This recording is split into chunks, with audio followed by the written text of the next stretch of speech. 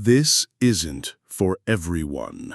No cheap editing tricks, no flashy effects, just a brutal, unfiltered argument. If you can't focus, leave. So, you're the freedom guy, right? The architect of digital anarchy? Tell me, what's it like knowing your grand contribution to humanity is a buggy, fragmented mess of an operating system that's the preferred playground for every third-world malware developer? And you're the visionary, the guy who sells last year's technology in a shinier box for a higher price and calls it magic.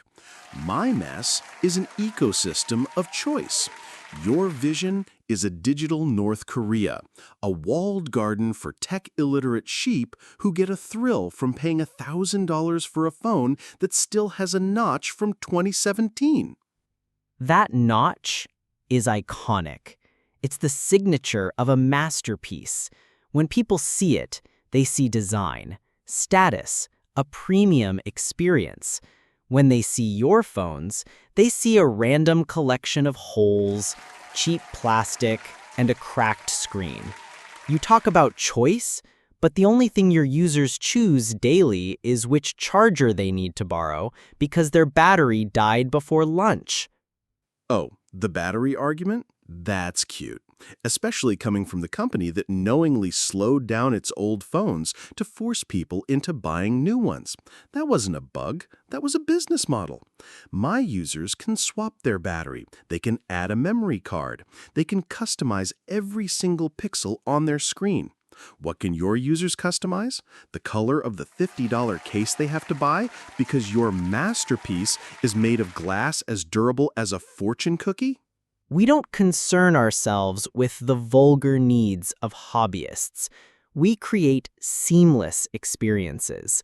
While your user is downloading a third-party launcher, a sketchy icon pack, and an antivirus app just to feel unique, our user is shooting a cinematic masterpiece in 4K, editing it on their iPad, and airdropping it to their Mac. Your user is still trying to figure out how to Bluetooth a photo to his friend's phone. It's a different class of human, Andy. A different class of human? You mean a cult that cheers when you take away their headphone jack and sell them a $100 dongle. You call it courage. I call it a protection racket. You took away the charger from the box for the environment while flying private jets to your keynotes. The hypocrisy is staggering. You're not selling technology. You're selling overpriced fashion accessories to people with more money than sense. And you're giving away a free tool for data mining corporations. Every free service on your platform is paid for with your users' privacy. We believe privacy is a fundamental human right. You believe it's a commodity to be sold to the highest bidder. We build fortresses. You build public toilets.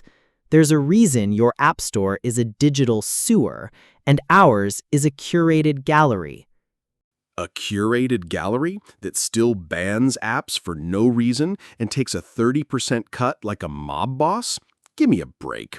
You talk about premium. Your most pro feature in the last 5 years was adding widgets to the home screen, something my users have been doing since the Stone Age.